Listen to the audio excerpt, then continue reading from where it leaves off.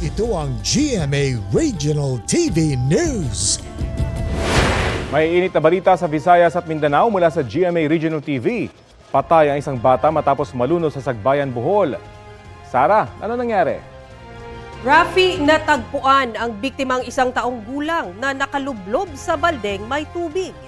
Yan at iba pang mainit na balita hatid ni Femari Dumabok ng GMA Regional TV. Emosyonal si Jonalyn Lauron habang pinaglalamayan ang kanyang anak na si John Andre sa Sagbayan, Bohol. Kwento niya, naglalaro ang anak kasama ang dalawa niyang kapatid sa labas ng kanilang bahay. Laking gulat na lang ng nakakatandang kapatid na nakabaliktad na ang isang taong gulang na bata sa loob ng balding may tubig. Isinugod pa nila sa Rural Health Unit ang bata, pero binawian din ng buhay.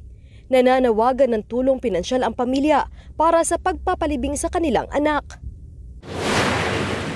Sugatan ng dalawang grade 10 students sa Lapu-Lapu, Cebu dahil sa sirang takip ng drainage. Kwento ni Angel, pauwi na siya galing sa eskwelahan.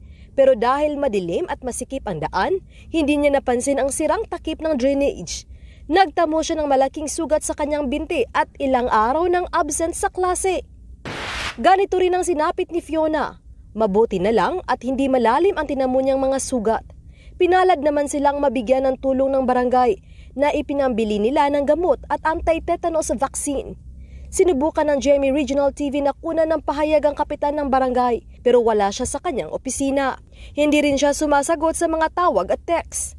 Pero ayon sa ilang opisyal ng barangay, naiparating na nila ang problema sa DPWH Cebu 6 Engineering Office. Femari Dumabok ng GMA Regional TV, nagbabalita para sa GMA Integrated News.